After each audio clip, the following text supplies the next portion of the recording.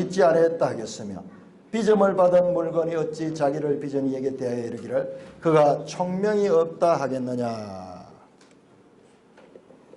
자, 패역함이 심하다. 경영자신 하나님이 다루는 그 백성 이스라엘 백성은 패역함이 심하다. 패역이라는 단어가요, 패역이라는 단어가 히브리어로 호페크라는 단어예요. 호페크. 이건 뭐냐 그러면 위아래가 거꾸로 됐다는 거예요. 위아래가 거꾸로. 밑에 갈 것이 위로 가고 위에 갈 것이 아래로 갔다는 거예요. 한자어로 요 도착이라는 용어, 도착.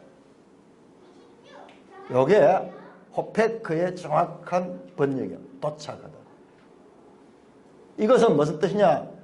상하가 거꾸로 되어 서로 어긋났다는 뜻이에요. 피조물이요. 피조물이 창조주를 대적하고 노동자가 그 사용자를 뒤집어 엎는 거예요. 뒤집어 엎는 거예요. 반역이나 반역. 신하가 왕을 뒤집어 엎는 거예요.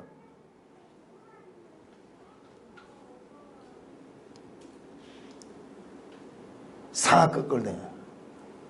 성도착증 하는 말을 요즘 많이 나오면 성도착증이라는 말. 성도착이 뭐냐? 남자와 여자가 아니고 남자와 남자를 뿐만 아니라요, 남자와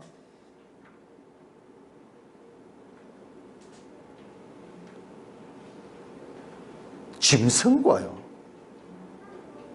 뭐 이런 상상할 수 없는 하나님이 주신 그와 같은 성적인 그 질서가 완전히 거꾸로 되어버린 거예요.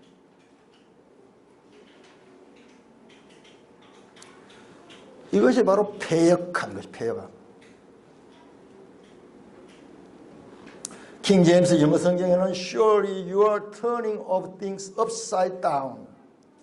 거꾸로 됐다. 매사 너희는 거꾸로 생각한다. 바르게 생각하지 못하고 거꾸로 거꾸로. 토기장이를 어찌 진흙과 같이 여기겠으며 시험을 받은 물건이 어찌 자기를 지인에게 대하여 그가 나를 짓지 않느냐. 이것이 패역한 거예요.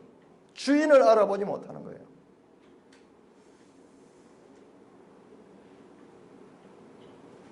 빚음을 받은 물건이 빚은이에게 이르기를, 야, 그가 총명이 없다 그러는 거예요. 자기가 더 똑똑하다 그러는 거예요. 나를 지은 이는 아무것도 할 줄 모르는 자라고 그렇게 말하는 거예요. 말이 안 되잖아요. 이게 바로 패역함입니다.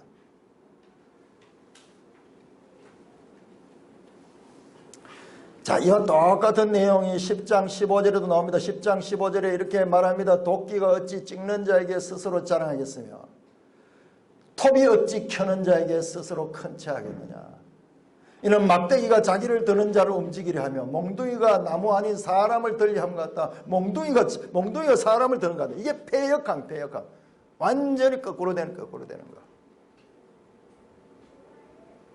이것이 하나님이 경영하시는 그 백성의 현실적인 패역함이었습니다. 로마서 1장 21절 27절 바울이 죄에 대해서 쭉 정리하는데 이게 한마디로 좀 패역함이에요. 패역. 도착 거꾸로 되면 모든 게 피조물을 하나님처럼 섬기고 남자가 남자로 더불어 여자와 여자가 더불어 부끄러운 일을 하고 전부 거꾸로 거꾸로. 하나님을 알되 하나님을 감사치도 아니하고 그 생각이 험해지고 믿는 마음이 어두운 이게 바로 패역한 마음이 된 상태입니다. 자기는 지혜 있다 하지만은 지혜 있다고 그 지혜를 사용하면 사용할수록 더 점점 더 어리석어지는 거예요. 출발부터 근본적으로 잘못된 이와 같은 패역함을 바로잡아야 됩니다. 왜 최근에 들어와서 우리나라에요 계속 그런 이 동성애 이야기가 나오면서 지금 현재도 국회에서 이슈가 된 포괄적 차별금지법, 포괄적 차별금지법. 그 내용을 듣다 보면 성도착에 대한 이야기예요. 성도착. 남자와 여자가 아니라 그 이외에도 다른 성적인 것들이 있다고 주장하면서 그런 것을 계속 법제화시키려고 하고 있습니다. 요즘 초등학교 학생들한테요, 이런 교육을 집중적으로 시키고 있습니다. 그래서 그런 데 대한 글짓기를 해오라 해가지고 글 잘 지으면 상금도 주고 이런 식으로 해서 지금 이 교육부에서 주관해가지고 전국적으로 어린이들에게 지금 그 교육을 시키는 거예요. 거기에 예산을 엄청나게 붓고 있습니다. 너무 이상하지 않습니까? 우리같이 지금 인구가 지금 가장 앞으로 인구 절벽이 가장 심각한 현실적인 문제인데도 불구하고 그런 동성연애를 비롯해서 온갖 성도착적인 그러한 것들을 법제화하려고 하는 그 사상의 배경에는요, 무엇이 있을까요, 여러분? 이게 지금 한두 번이 아니고 계속 지금 법제화시키려고 하고 있는 것입니다. 차별금지법, 너무나는 미사 여구, 차별금지법 얼마나 좋습니까? 그러나 포괄적 차별금지법이라고 해서. 이와 같이 모든 질서가 폐역하게 된 도착 상태로 빠진 이유는 하나님을 무시하고 눈에 보이는 세상만을 추구한 불신앙 때문입니다. 지금 우리 이사야서는요, 두 왕이 나오는데 하나는 아하스 왕, 또 하나는 히스기야 왕이에요. 히스기야 왕. 이 아하스는 히스기야의 아버지입니다. 아하스 때 선지자 이사야는 거기 가서 하나님을 의지하고 모든 정책의 우선순위를 하나님 중심으로 하라고 말씀했지만은 그는 그 말을 귀담아 듣지 않고 아수르라는 강대국을 의지했습니다. 그 아들 히스기야 때는 그와 달리 아수르와는 반대하는 그와 같은 정책을 펴고 이집트와 동맹을 맺고 그 이집트를 의지하고 있습니다. 우리가 지금 읽고 있는 부분들이 전부 그 내용일 거예요. 지난주에 읽은 내용은 전부 애굽을 의지하는 그와 같은 히스기야 시대 때를 가리키고 있습니다.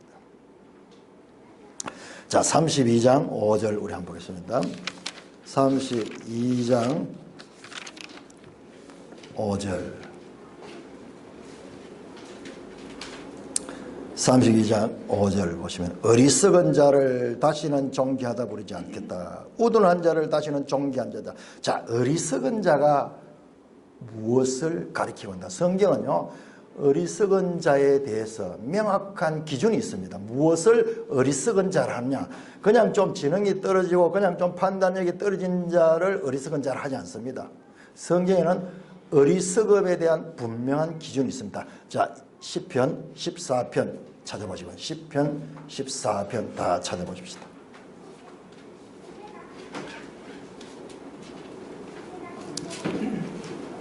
시편 14편 1절 시작. 어리석은 자는 그의 마음에 이르기를 하나님이 없다 하는도다. 자, 어리석음의 기준은요, 무신론, 하나님이 없다는 그와 같은 53장 1절 합니다. 53장 1절. 시편 53장 1절. 강조해서 성경은 이 말씀을 반복합니다. 53장 1절 시작. 어리석은 자는 그의 마음에 이르기를 하나님이 없다 하는도다. 시편 10편. 시편 10편.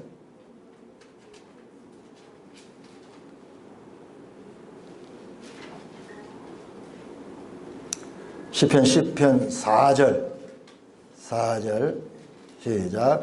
악인은 그의 교만한 얼굴로 말하기를 여호와께서 이를 감찰하지 아니하신다 하며 그의 모든 사상에 하나님이 없다 하나이다. 자, 어리석은 자, 하나님 없다 하는 자입니다. 악인도 마찬가지. 악인도 그 사상에 하나님이 없다 하는 자예요. 자, 무신론을 가리킵니다. 자, 무신론을 가진 자는 성경을 그를 패역한 자로 말하고 32장 5절은 어리석은 자로 말하고 32장 5절 또한 우둔한 자라고 말하고 32장 7절에는 악한 자라고 말합니다. 시편 4절에는 교만한 자라고 말하고 시편 14편 1절 53편 1절에는 무신론자, 하나님이 없다, 그들 사상에 하나님이 없다 하는 자들, 이게 패역한 자고 어리석은 자고 우둔한 자고 악한 자고 교만한 자입니다. 피조물이요, 창조주를 없다 해버리고 무시해버리고요. 이것보다도 더 교만한 자가 있겠습니까? 이와 같이 어리석은 자, 즉 하나님을 없다는 무신론 사상을 5절에 보니까는요, 어리석은 자를 존귀하다고 부른 자가 있어요. 우둔한 자를 존귀한 자라 부르는 자들이 있어요. 실상은 어리석은 자인데 그가 존귀하고 그가 지혜로운 자같이 사람들은 생각하는 거예요.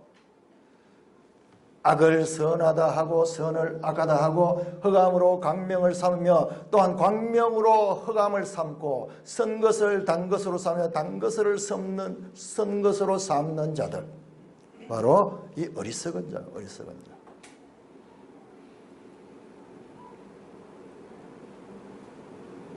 판단력이 없는 거예요. 그래서 참으로 어리석은 자를 지혜롭고 존귀한 자 생각하면 그들을 숭배하고 그들을 따라가는 거예요. 여러분, 이것이 인류 역사 가운데 구체적으로 사상으로 체계를 잡은 것이 바로 칼 막스의 그 사상인 칼 막스다. 그 칼 막스가 그 사상을 이어받은 자가 레닌이고 스탈린, 모택동, 김일성 같은 이와 같은 자들, 그와 같은 자들. 여러분들, 공산주의 국가는 자세히 보면 하나님은 부인합니다. 그 대신요, 이 자기들의 그 지도자들, 이런 사람들을 조각상을 만들어가지고 숭배하는 거예요. 여러분, 천안문에 보면 모택동 그 초상화 있는 거 봤죠? 크다한 거. 북한 땅에는 곳곳에 가는 곳마다 이런 조각상들이 있고, 그 다음에 초상화들이 있잖아요. 초상화들. 칼 막스도 그렇고 레닌도 그렇고 스탈린도 그렇고 계속 이 사람들은 하나님의 자리에다가 영웅적인 지도자들을 그 자리에다 앉혀놓고 이들을 따라가면은 살 길이 있다. 빈부의 차별이 없고 평등하고 이상적인 세상을 가져줄 그와 같은 이상적인 시대를 자기들은 열 수 있다고 말합니다. 그것이 바로 유물론 사상이에요. 유물론 사상. 유물론 사상은 뒤집어 말하면요, 무신론이요. 물질만이, 오직 물질만이 모든 것이다. 그 말이거든요. 그 말은 보이지 않는 물질이 아닌 영적이고 신적인 세계는 없다는 그 말에 거꾸로 하는 말이에요. 유물론은 무신론입니다. 그걸 합쳐서 또한 사회주의라고 그렇게 포장해서 말합니다. 전체주의, 사회주의, 공산주의, 전부 같은 내용의 다른 표현입니다. 인간이 함께 모여가지고 한 뜻을 가지고 그렇게 하면은 좋은 나라, 평등한 나라, 이상적인 나라, 유토피아를 실현할 수 있다는 주장입니다. 그래서 사회주의 국가, 공산주의 국가는 모든 나라가 획일적으로 하나님을 그들의 사상에서 추방합니다. 일체 종교를 다 말살시켰습니다. 여러분, 스탈린 시대에요, 그 러시아의 그 소련의 오래된 그 러시아 정교회 전통이 있거든요. 그 큰 성당을요, 그 폭파시켜, 폭파. 오늘날 중국에서 교회를 폭파하고 이런 이 일이 지금 최근에 우한에서 일어났어요. 최근에, 작년, 재작년에.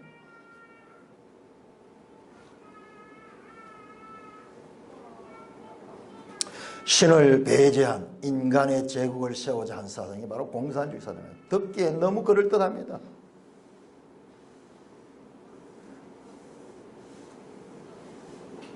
그러나 그들의 이상이나 구호와는 달리 새로운 시대가 올 것 같고 사람들을 기대하겠지만 지금 100년이 이 사상이 실현된 지 러시아 혁명을 1917년 일어났으나 그로부터 지금 100년이 지났습니다.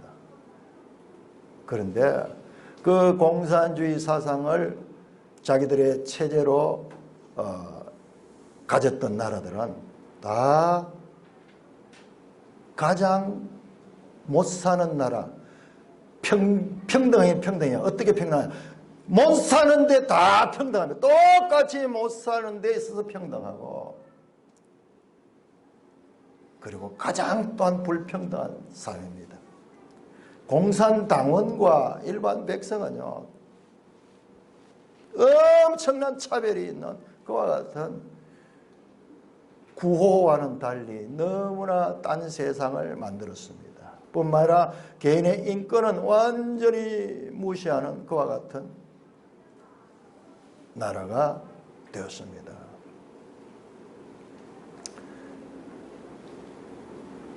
자, 32장 6절 7절 우리 한번 보겠습니다. 32장 6절 7절. 자, 어리석은 자는 무신론자입니다.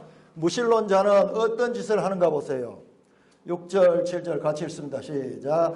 이는 어리석은 자는 어리석은 것을 말하며 그 마음에 불의를 품어 간사를 행하며 폐역한 말로 여호와를 거스르며 줄인 자의 속을 비게하며 목마른 자에게 마실 것을 없지 않으며 악한 자는 그 그릇이 악하여 악한 계획을 세워 거짓말로 가난한 자를 멸하며 가난한 자가 말을 바르게 할지라도 그리한다. 자, 거기 악한 계획이 있죠. 악한 계획 7절은 계획한, 이게 같은 말이에요. 아차.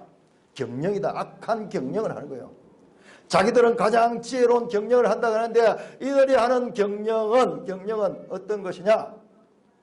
6절에 보니까는 먼저 여호와를 거스른다. 어떻게? 패역한 말로 여호와를 거스른다. 하나님을 추방해버리고 그 하나님의 자리에다가 사람 영웅을 세워놓는 이것이 패역함이잖아요. 거꾸로 되었잖아요. 모든 게. 교회를 탄압합니다. 다 교회를 탄압했습니다. 지금 아까 봤던 그 동상이 있던 평양의 김일성 이 신전 같은 그곳이요. 원래 평양의 장대현 교회라고 1907년 대부흥이 일어났던 그 교회 자리에다가 아주 상징적으로 그 교회를 허물고 저와 같은 우상을 세워서 그렇게 악을 행하고 있는 것입니다. 무신론자, 어리석은 자는 어떻게 하냐? 마음에 불의를 품고 간사하며 패역한 말로 여호와를 거스릅니다. 먼저 하나님을 도전합니다. 하나님을 없애버립니다. 교회를 탄압합니다. 그 다음에 그들이 경제정책. 줄인 자의 속을 비게 하며 목마른 자에게 마실 것을 없게 한다. 똑같이 평등하게 집단 농장을 줘가지고 그렇게 하도록 해서 다 골고루 평등하게 잘 살 수 있는 나라를 한다고 그랬는데 골고루 다 평등하게 못 사는 나라를 만들었습니다. 그들의 경영이 어떻기 때문에? 그 경영이 악한 경영이 때문에 그렇다. 북한 땅에요. 왜 해마다 저렇게 먹을 것이 없어서 굶어 죽어가고 있습니까? 지금도 심각하다요. 우리는 실감을 못하잖아요. 옛날 김정일 때 300만이 아사이고 지금도 그때보다 더 심한 그와 같은 어려움들이 있다고 합니다. 뭐 좀 속이고 있으니까는 드러나지 않을 거 아니에요. 북한이 왜 저렇게 홍수가 많이 나고 물난리가 오면 수해가 심한가 그러면요. 주체농법 때문에. 주체농법 뭐냐 그러면 북한의 산지가 많으니까 산을 전부 다 밭으로 만들고 산에다가 거기다가 나무를 베어내고 저렇게 이 주체농법을 한 결과 농사에 효율도 없고 높은 산까지 올라갔다 내려갔다 하는 것도 힘들고 뿐만 아니라 이렇게 비가 오니까는 많은 수해를 입고 그래서 아직도 절대적으로 자급자족이 안 되는 그와 같은 나라가 됐습니다. 수령이 말하면 수령은 뭐 신이에요. 신.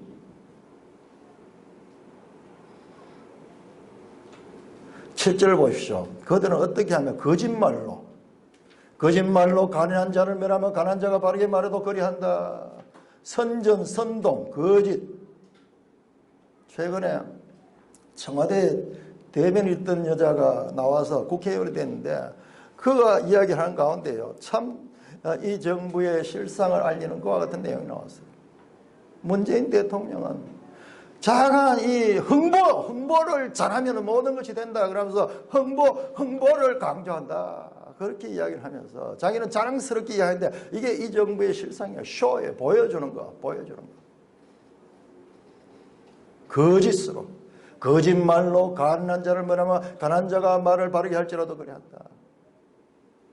가난한 자, 약한 자를 인권을 말살시킵니다. 세계 최악의 인권 국가가 북한 땅이지 않습니까?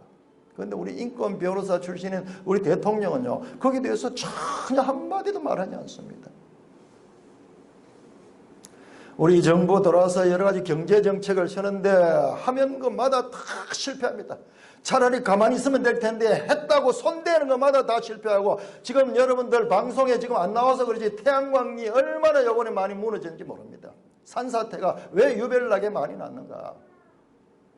그 산에다 나무를 200수십만 그루나 베어내고 거기에다가 그런 걸 지어가던 비효율적인 그와 같은 태양광을 지었기 때문에 지금 앞으로 그것이 가져올 재앙은 말도 못합니다. 저 전라도 쪽으로 가면은요, 상상을 초월할 정도로 지금 이 산지에다가 태양광을 그렇게 만들었어요.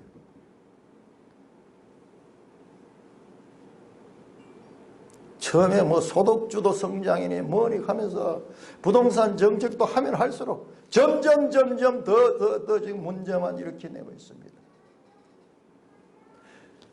어떻게 합니까? 줄인 자의 속을 더 비계하고 목마른 자의 마실 것조차 없이 하는 악한 계획, 악한 경영을 하기 때문에 잘못된 경영이기 때문에 그와 같은 결과가 오는 것입니다.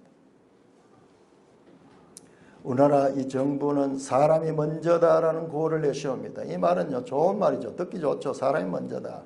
그런데 이것도 거꾸로 보면요, 하나님이 없다는 의미입니다. 무신론이 무신론. 공산주의 노선은 전부 이 어리석은 자의 길을 갔습니다. 무신론의 길을 따라갔습니다. 그 결과 100년이 지나간 지금 그 길을 간 나라는 다 망했습니다. 여러분들 60년대 저희들 어릴 때요, 러시아, 소련이요 얼마나 대단한지 미국보다 더 최했어요. 인공위성을 보내고 어마어마한 나라였습니다. 그러나 지금은 현재 보면요, 식료품이 없어서 늘 줄 서가 있는 그런 모습들을 우리가 이 신문을 통해서 많이 봅니다. 지금 현재도요, 산유국으로 남미의 부자 나라였던 베네수엘라 같은 나라는요, 좌파 정부가 한 20년간 집권하고 난 다음에 나라 경제가 완전히 몰락해서 수많은 사람들이 지금 외국으로 떠나가 버리고 그 나라 주민들은 경제적으로 심한 고통을 겪고 있는 것을 우리가 많이 들었잖아요. 이것은요, 어리석은 자의 사상, 즉 그 마음에 하나님이 없다는 무신론 사상을 따르면 반드시 망하게 된다는 것을 역사적으로 실증해주는 사례입니다. 이 땅에서조차요, 성경이 말한 어리석은 자의 길을 택한 결과는 참혹한 현실로 돌아오고 있습니다. 자, 어리석은 자가 있으면 그 반대로 지혜로운 자가 있습니다. 지혜로운 자는 누굽니까? 지혜는 무엇이 지혜입니까? 잠언 1장 7절 이렇게 말합니다. 여호와를 경외하는 것이 지식의 근본이며 미련한 자는 지혜와 훈계를 멸시한다.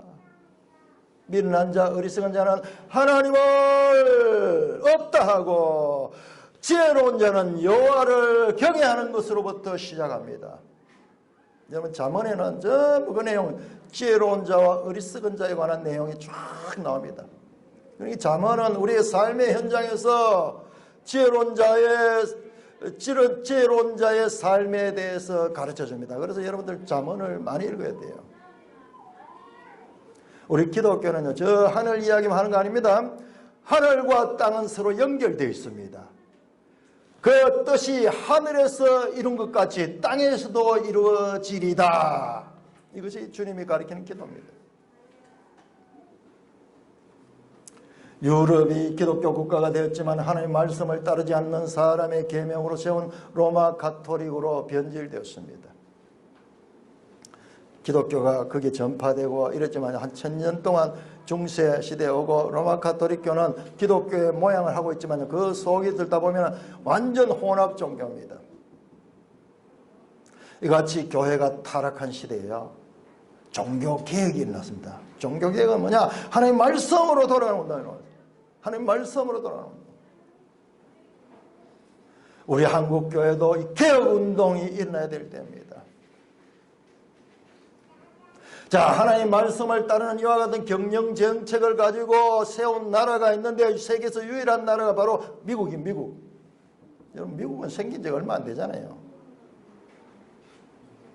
유럽의 그리스도인들이 신앙의 자유를 따라 위험을 무릅쓰고 그 대서양을 건너가지고 그렇게 신대륙, 새로 발견된 신대륙, 거기 가면 무엇이 있을지 알 수 없는 죽음이 기다리고 있을지, 거기 가는 동안도 한 달 이상 되는 그 항해 동안 많은 사람이 죽게 되는 그와 같은 열악한 시대에도 그들의 신앙의 자유를 따라 건너가서 세운 나라가 이 아메리카잖아요. 미국이잖아요. 그들은 처음 나라를 세울 때 청교도적인 신앙 원리로 나라를 건설했습니다. 미국은 이민들로 이루어진 다인종 사회지만 나라의 경영 원리에 기독교 사상이 자리를 잡고 있습니다. 그것을 보여주는 상징적인 장면이 대통령 취임할 때마다 성경에 손을 넣고 그렇게 맹설하잖아요. 그와 같은 체제를 가지고 나라를 경영한 결과 짧은 역사에도 불구하고 미국은 복을 받아 세계 제1의 문명국가가 되었습니다. 하나님께서 이 극동의 작은 나라, 지금부터 약 130년 전에 미국의 젊은 선교사들을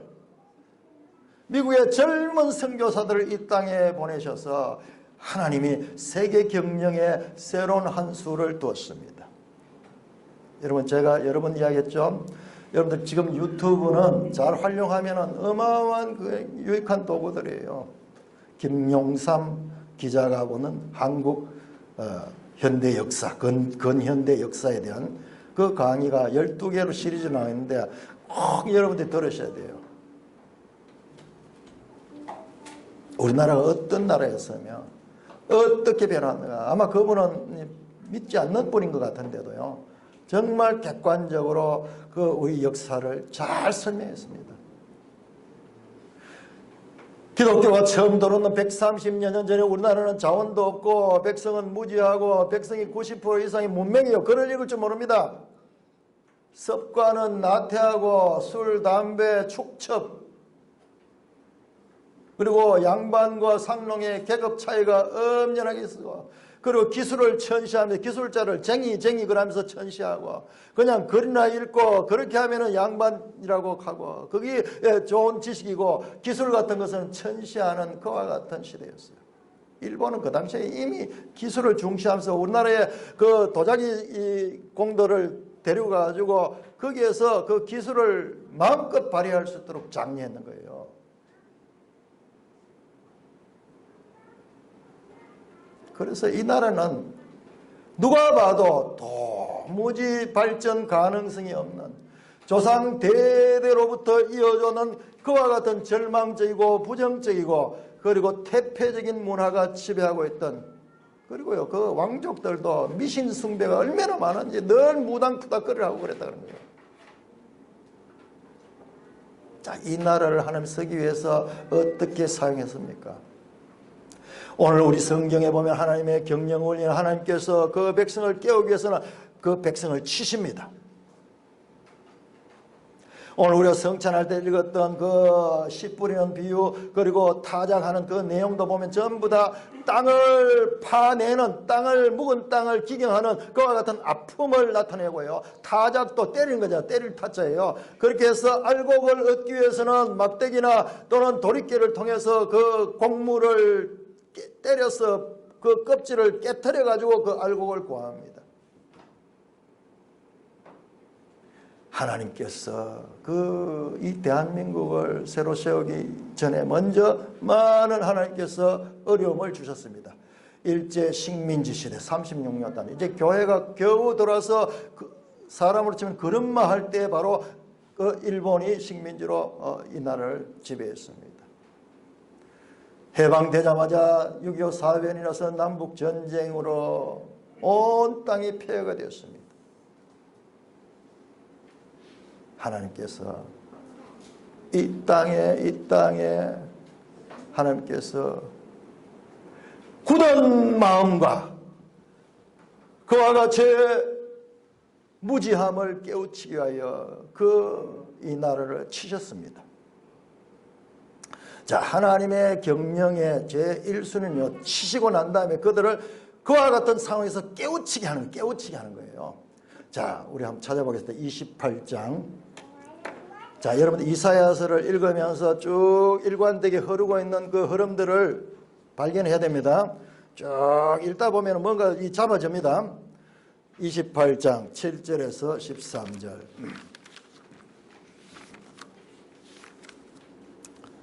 28장 7절에서 13절. 같이 읽습니다. 시작. 그리하여도 그들은 포도주로 말미암아 옆걸음치며 독주로 말미암아 비틀거리며 제사장과 선지자도 독주로 말미암아 옆걸음치며 포도주에 빠지며 독주로 말미암아 비틀거리며 환상을 잘못 풀며 재판할 때 실수하느니 모든 상인은 토한 것 더러운 것이 가득하고 깨끗한 것이 없도다. 자, 이 내용 길기 때문에 여러분 읽으면 이게 무슨 말인지 잘 모를 거예요. 여러분들 교훈에 교훈을 더하고 경계에 경계를 더하고 10절에 그 다음에 또 교훈에 교훈을 더하며 여기도 조금 저기도 조금 하는구나. 이 원어가 보면요, 이 우리 말도 지금 이게 무슨 운율이 있잖아요. 사구타우 사구타우 사구파쿠 사구타우 사구타쿠 사구파쿠 뭐 이렇게 운율을 주면서 말씀하는 건데 이게 뭐냐 하면 그때 이스라엘 백성들이 하나님의 말씀을 무시하는 거예요. 그 말씀을 받지 않는 거예요. 마치 술 취한 자들처럼 비틀거리면서 하나님의 말씀을 전한 자를 조롱합니다. 뭐라고 조롱하느냐? 이 9절 보니까는 그가 누구에게 지식을 가르치면 누구에게 도를 전하여 깨닫게 하는가? 젖떨어져 품을 떠난 자들과 아니 우리같이 지금 하나님의 말씀을 많이 아는 자한테 이사야가 와가지고 말하는데 마치 어린아이에게 말하듯이 저런 말을 한다. 그러면서 그 이사야의 선포하는 말씀을 지금 비난하는 거예요. 이 부분에 대한 상세한 설교 내용은 새벽에 나오는 내용이 다 나와 있습니다. 여러분들이 살펴봐야 돼요. 자, 29장. 자, 이들은 하나님의 말씀을 배우지 않고 조롱하고 있습니다. 29장 9절에서 14절. 9절에서 14절도 보면요. 무슨 말씀이냐 그러면 하나님께서 그 11절에 보니까는 모든 계시가 너에게는 봉한책이 있다. 자, 책이 주어져도 책이 열리지 않는 거예요. 그냥 책이 닫힌 책인 거예요. 여러분 성경을 아무리 가지고 다녀도 그 성경을 열어서 그 안에 내용을 이해하지 못하면 이 책은 봉한책이에요. 이 책이 무슨 말씀을 하는지 알아듣지 못한 거 있는 거예요. 그래서 봉한책과 마찬가지예요. 13절 29장 13절 같이 읽습니다. 시작. 주께서 이르시되 이 백성이 입으로는 나를 가까이하며 입술로는 나를 공경하나 그들의 마음은 내게서 멀리 떠나니 그들이 나를 경외하면 사람의 계명으로 가르침을 받을 뿐이다. 그러므로 내가 이 백성 중에 기이한 일 곧 기이하고 기이한 일을 행하는 그들 중에 지혜자의 지혜가 없어지고 명철자의 총명이 가려지다. 깨닫지 못하는 거예요. 전혀 깨닫지 못하는 거예요. 배워도 알아듣지 못한 겁니다. 자, 30장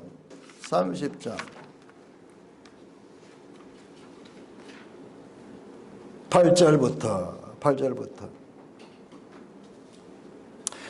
30장 8절에 이제 가서 백성 앞에 서판에 기록하여 책에 써서 후세의 영혼이 있게 하라. 9절 이래저 이는 패역한 백성이요 거짓말한 자식이요 여호와의 법을 듣기를 싫어하는 자식들이라. 그들이 선견자에게 이르기를 선견하지 말라. 선지자에게 이르기를 우리에게 바른 것을 보이지 말라. 우리에게 부드러운 말을 하라. 거짓된 것을 보이라. 바른 길을 버리며 적중에서 돌이키라. 이스라엘의 거룩하신 이를 우리 앞에서 떠나시게 하라 하더라. 그러면서 하나님의 말씀을 어떻게 하느냐? 2절 중간에 너희가 이 말을 업신여기고, 하나님의 말씀을 업신여기는 거예요.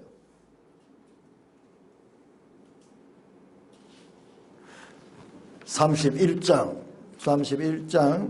1절에서 3절. 도움을 구하러 애굽으로 내려가는 자는 화 있을진저 그들은 말을 의지하며 병거의 많음과 마병의 심한 강함을 의지하고 이스라엘의 거룩한 일을 앙모하지 아니하며 여호와를 구하지 아니한다. 하나님의 경영의 1순위는 교육인데 그 교육을 받지 않습니다. 배우지 않고 그 결과 알지 못합니다. 그러나 그 반대로 배우고 알아듣는 자들이 있습니다.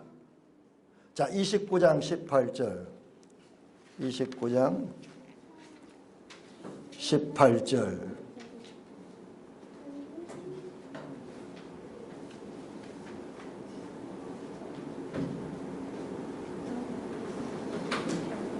같이 읽습니다. 시작. 그날에 못 듣는 사람이 책의 말을 들을 것이며 어둡고 캄캄한 데서 맹인이 눈이 볼 것이며 겸손한 자에게 여호와로 말미암아 기쁨이 다하고 사람 중 가난한 자가 이스라엘의 거룩한 이로 말미암아 즐거워하리라. 24절 같이 시작. 마음이 혼미하던 자들도 청명하게 되며 원망하는 자들도 교훈을 받으리라. 바르게 깨닫는 자들. 앞에 나왔던 내용은 배우지 않고 알아듣지 못한 자들이고, 그러나 그 가운데 못 듣는 사람이 이제 그 말을 알아듣고 보지 못하는 자가 눈이 열리는 그와 같은 시대가 오고, 그 깨닫지 못하던 그 마음이, 혼미하던 마음이 청명하게 되고, 원망하는 자들도 하나님의 교훈을 알아듣는 자들이 나옵니다. 저와 여러분들은 이 자리에 속하는 자들이 되기를 주님의 이름으로 축원합니다. 그러니까 이런 말씀을 대하면 이게 어렵거든요, 사실상. 저도 지금 이 한 장을 설교하려고 하면은 지금 막 하루에 몇 시간씩 이 앞선 그 믿음의 선배들의 연구했던 것을 참고해가지고 그렇게 보면 뜻이 확 풀어지는데요. 그래서 이 내용들이, 그러니까 하나님의 백성들은 이 말씀을 알고자 하는 그런 열심이 있어야 되는 거예요. 이게 무슨 말이지? 뭔가 감은 오는데 뚜렷하게 깨닫지 못하는 그와 같은 그 말씀에 대한 그와 같은 그 이 욕망을 가지고 그 말씀을 깨닫고자 하는 그런 생각들을 그 속에 하나님께서 가지게 합니다. 그런 자들에게는요, 하나님께서 열어주세요. 자, 30장 20절에서 참 신비한 말씀이 나옵니다.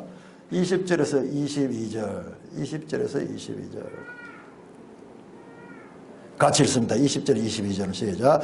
주께서 너에게 환난의 떡과 고생의 물을 주시나 내 서성은 다시 숨기지 아니하시리니 내 눈이 내 서성을 볼 것이며 너희가 오른쪽으로 치우치든지 왼쪽으로 치우치든지 내 뒤에서 말소리가 내 귀에 들려 이르기를 이것이 바른 길이니 너희는 이리로 가라 할 것이며 또 너희가 너희 조각한 우상에 입힌 은과 부어 만든 우상에 올린 금을 더럽게 하며 불결한 물건을 던짐같이 던지며 나가라 하리라. 우상을 완전히 자기들이 버리는 그와 같은 자들이 나옵니다. 자, 하나님께서 어떻게 경영하시는 거 보세요. 20절에 보니까 환난의 떡과 고생의 물을 주십니다.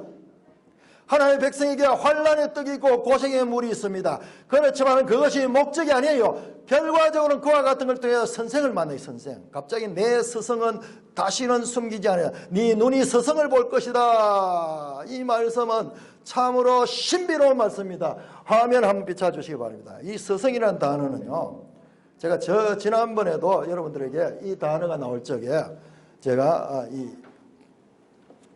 이것을 설명했던 내용인데요.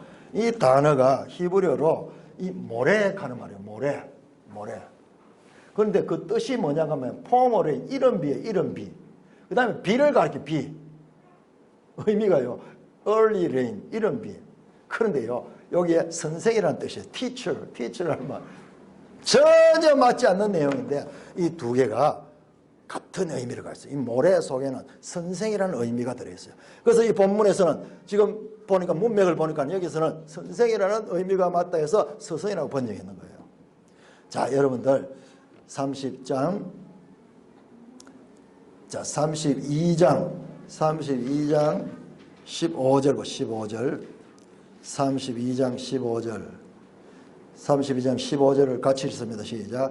마침내 위에서부터 영을 우리에게 부어주시니 광야가 아름다운 밭이 되며 아름다운 밭을 숲으로 여기되다. 위로부터는 영이 나옵니다. 자, 선생과 여기 선생이 나왔고 위로부터는 영이 나오는데 이게 두 개가 의미가요. 우리가 요한복음을 공부하는 사람들, 신약 성경을 제대로 공부하는 사람, 이게 서로 연결되는 내용을 알 수 있어요. 자, 먼저 모래에 나왔던 이 내용은요, 요엘서 2장 23절 하나님께서 때가 되면 이런 비를 너에게 적당해 주시고 이런 비와 늦은 비를 준다는데 이 이런 비와 늦은 비가 뭐냐? 바로 사도행전 2장에 나왔던 오순절날 성령 강림을 가르쳐. 성령 강림을 가르쳐요.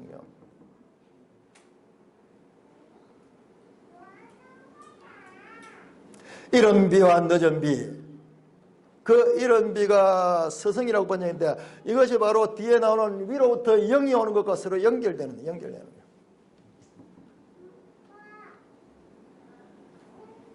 요엘서 2장 23절 이런 비를 너에게 적당하게 주시니 이런 비가 늦은 비가 예전 같을 것이다. 그리고 28절에 가면요, 그 후에 내가 내 영을 만민에게 부어주리니, 하나님께서 영을 보내주네요.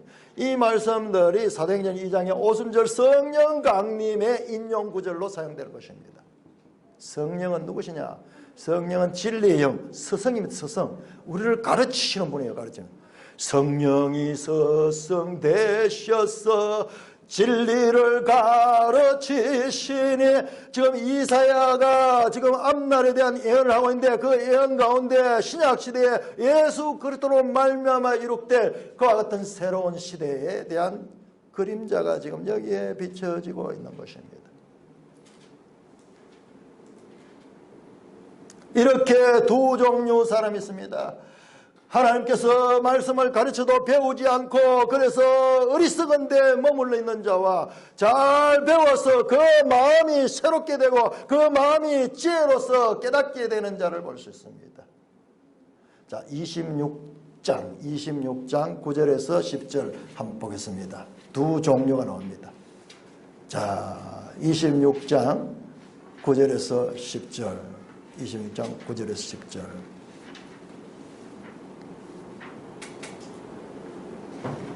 26장 9절 시작. 밤에 내 영혼이 주를 사모하여 선저 내 중심이 주를 간절히 구하리니 이는 주께서 땅에서 심판할 때 세계 거민이 의를 배웁니다. 온 세계가요 하나님으로부터 그 하나님을 배우는 거예요. 물이 바다 덮음같이 여호와를 아는 지식이 온 땅에 충만한 그와 같은 시대가 옵니다. 배우는 자요.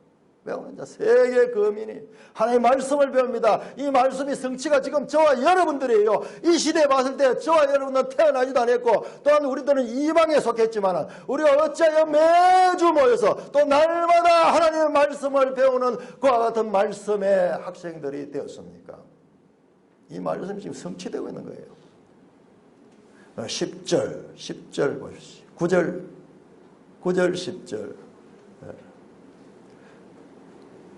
26장 10절 시작. 악인은 은총을 입을지라도 의를 배우지 아니하며 정직한 자의 땅에서 불의를 행하고 여호와의 위엄을 돌아보지 아니한다.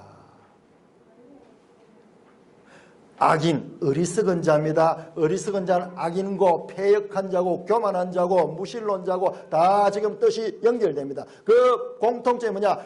하나님의 의를 배우지 아니합니다. 깨닫는 게 없으니 행하는 것이 다 불의한 것을 행합니다. 하나님을 돌아보지도 아니합니다. 이것이 바로 어리석은 자의 길이고 악인의 길이고 멸망하는 그와 같은 자의 길입니다. 국가의 정치 지도자는 국가 경영자입니다. 우리나라는요, 여러분들 우리가 오랜 반만년 전통을 가진 나라지만요, 지금 대한민국이 세력되는 건 이제 2년밖에 안 됐습니다. 대한민국이라는 나라는 새 나라예요, 새 나라. 그 이전에 조선과 완전히 구별다. 그 이전에는 왕이 지배하는 나라였고, 대한민국은 그렇지 않습니다. 민주공화국이에요. 그 주권이 국민에게 있는 이와 같은 나라는요, 대한민국이 처음이에요, 처음 역사 가운데서. 이승만 대통령은요, 하나님께서 일찍이 그를 선교사들을 만나게 하시고 총명함을 주셔서 그가 하나님의 영어를 잘 깨닫고 그렇게 해서 미국으로 가서 미국에서 약 40여 년 동안 미국에서 머물면서 공부를 했어요.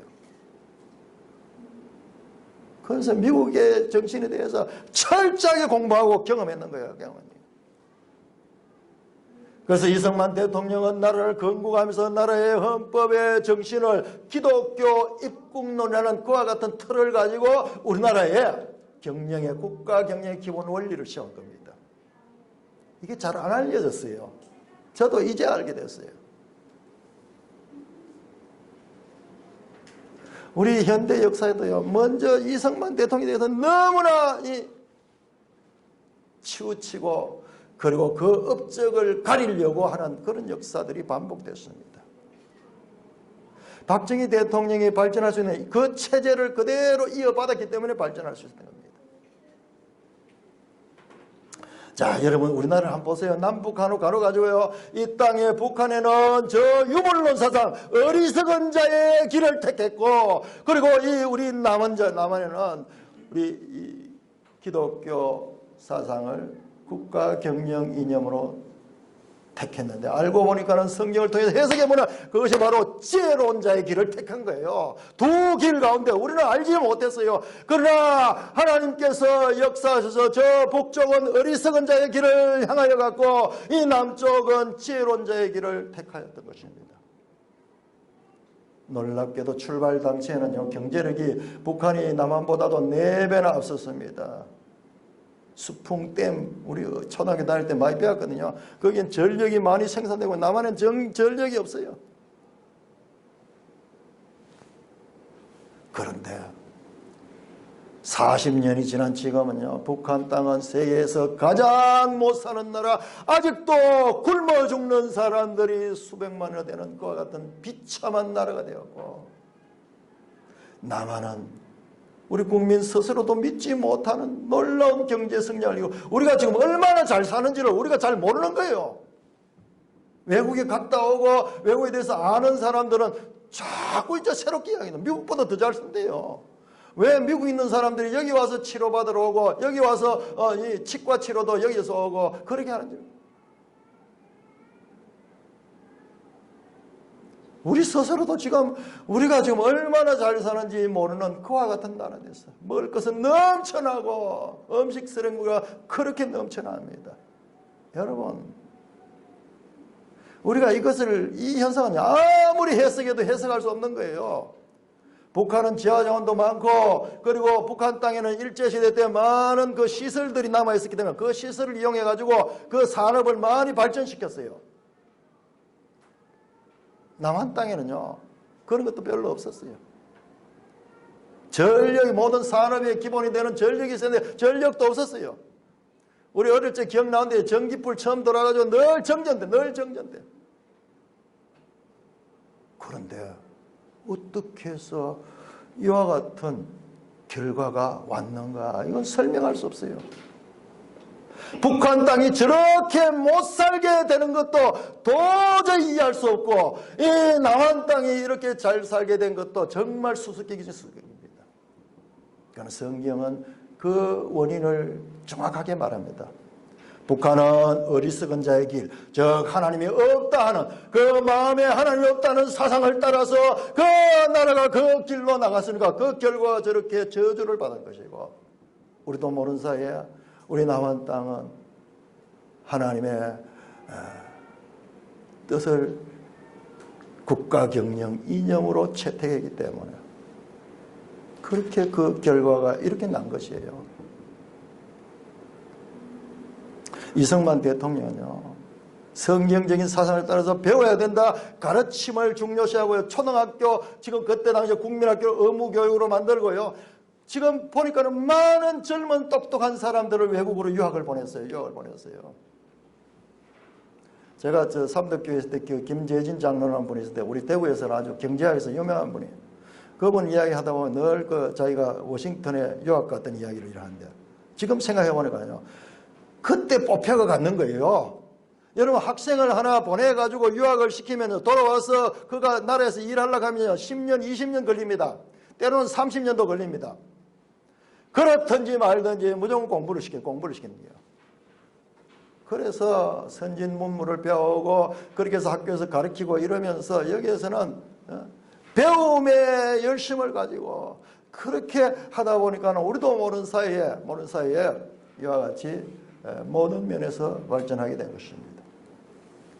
그런데 현재 우리나라의 경영자인 문재인 대통령은 이와 같은 기본 노선에서 완전히 이탈해서 어리석은 자의 길을 가기 위해서 지금 안간힘을 쓰고 있다는 것을 볼 수 있습니다. 노골적으로 교회를 향하여 압박하고 공격하기 시작합니다. 자, 29장 21절 한번 29장 21절. 지금 막 뒤집어 씌웁니다. 29장 21절. 자, 이 어리석은 자, 악한 자, 오만한 자 하는 짓을 보세요.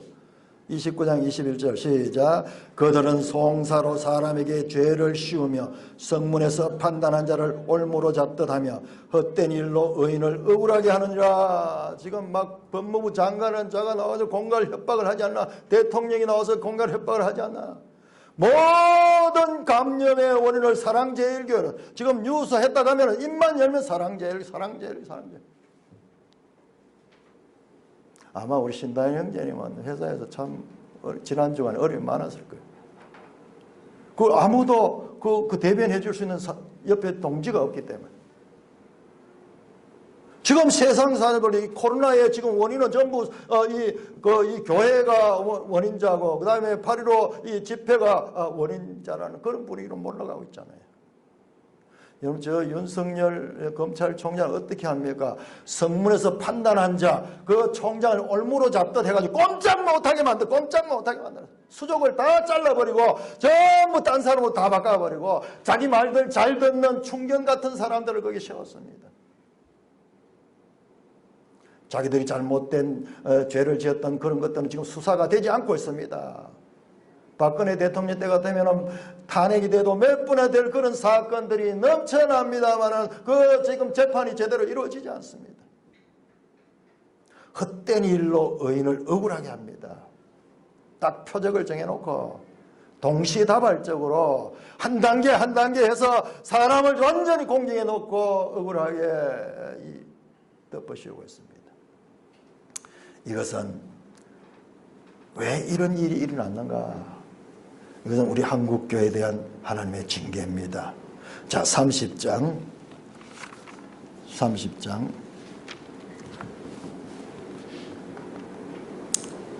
자 10절 30장 10절에서 11절까지 자 무슨 말인지 자세히 보세요.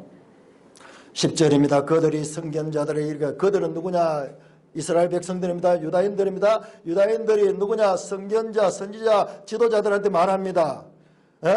그렇게 선견자에게 선견하지 말라. 선지자들에게 우리에게 바른 것을 보이지 말라. 요구하는 게 있습니다. 하지 마라 하는 거 있고 그 다음에 해달라 하는 게 있어. 무슨 했냐? 우리에게 부드러운 말을 하라. 거짓된 것을 보이라고 요구합니다.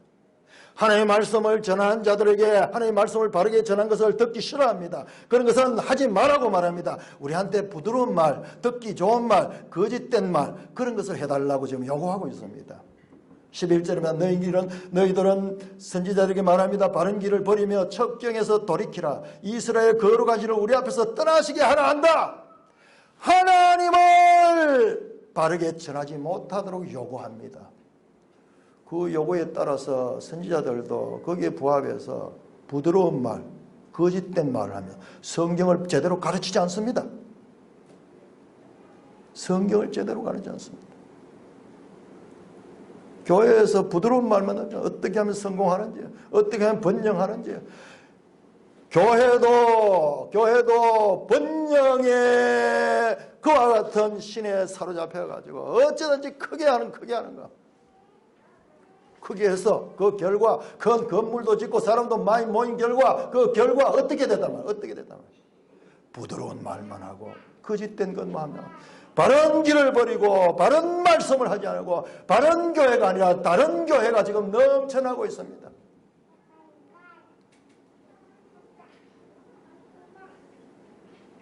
우리가 무엇이 잘못된, 하나님의 징계가 있다면 어떤 면에서부터 잘못된가를 바로 알아야 됩니다. 살 수 있는 길을 제시합니다. 30장 15절입니다. 30장 15절. 30장 15절. 시작. 주 여호와 이스라엘의 거룩하신 이가 이같이 말씀하시되 너희가 돌이켜 조용히 있어야 구원을 얻을 것이요 잠잠하고 신뢰하여야 힘을 얻을 것이다.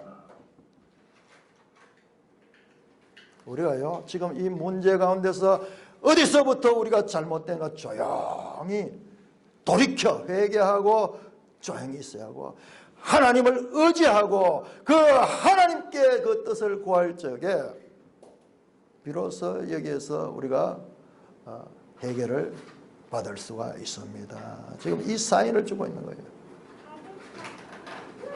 그렇지 않고요 16절 17절 보면은 아니야 그러면서 자기들의 생각과 자기들의 뜻과 자기들의 방법을 가지고 계속 가려고 합니다. 그렇게 하면은 하나님께서 치시되 그 치는 기간이 점점 늘어집니다. 하나님의 백성들은 완전히 없애지는 않습니다. 그러나 그 징계의 기간이 점점 길어질 것입니다. 깨달을 때까지 그 징계의 기간은 점점 더 길어질 것입니다. 사랑하는 형제 여러분, 오늘 저는 하나님의 경영 원리를 간략하게 살펴봤습니다. 하나님의 경영은 우리의 생각으로 다 이해할 수 있는 것은 아닙니다. 우리에게 다 이해될 정도의 하나님이라면 우리가 믿을 이유가 없어요. 우리 수준으로서 다 판단할 수 있다면요. 그러나 하나님은 우리가 알아들을 수도 계시를 통해 나타난 것들을 믿고 순종할 때 복이 됩니다. 우리가 살펴봤듯이 세상 역사가 그와 같고 우리나라의 역사가 이를 증명하고 있는 것입니다. 오늘 본문을 통해 우리나라는 우리도 모르는 사이에 우리가 속해 있는 이 나라가요 감사하게도 하나님의 경영 원리를 따고자 하는 그와 같은 길을 갔다는 것에 너무나 우리가 감사하지 않을 수 없습니다. 그래서 우리는 마음껏 지금 교회에서 하나님 예배드리고 곳곳에 수많은 교회들이 생겨나며 믿음의 동력자들도 이렇게 많은 특별한 시대를 살고 있는데 이것도 감사하지도 못하고 그냥 그런 모양이다 그렇게 생각하고 있던 거예요. 2020년 현재 지금까지 전혀 경험하지 못한 이와 같은 날을 시대를 맞아서 지금 우리가 성경으로 볼 때에 어리석은 자의 길로 국가 경영자가 가고 있는 이것도 하나님께서 하나님의 백성을 깨우치게 하는 또 하나의 징계라는 것도 배웠습니다. 하나님의 징계는 역설적이게도요 은혜를 베푸시기 위한 준비 단계입니다. 여러분 중세 종교개혁이 일어날 때 가장 깜깜한 그 로마 가톨릭 암흑 시대에 말씀의 빛을 가지고 개혁이 일어났습니다. 마찬가지로 오늘날 우리 한국교회 이렇게 하나님께서 복을 주시고 많은 성장을 하겠지만 그 속에 하나님의 진리의 말씀이 바로 선포되지 못하고 우리 교인들도 성공주의 이 땅의 기복신앙에 치우쳐서 하나님의 말씀의 깊은 것들은 성경에 그런 말이 있는지조차도 외면하고 전부 듣기 좋은 이야기, 성공하는 이야기, 출세하는 이야기, 예수 믿으면 복받는 이야기로만 넘쳐나고 있습니다. 예수 믿으면 복받습니다. 그러나 먼저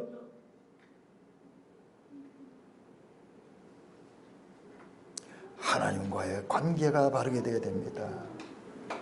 돌이키고 조용히 있어 우리의 모든 죄가 어디서부터 비롯됐는가 이 사건들을 주관하시는 세계 경영자 하나님 보실 때 지금 무슨 문제가 있을 것인가 잠잠하고 하나님을 믿고 그 말씀을 통해 하나님의 뜻을 깨달을 때 하나님께서 우리에게 이와 같은 시대도 이길 수 있는 믿음을 주시고 또한 이 시대도 정리해 주실 것입니다.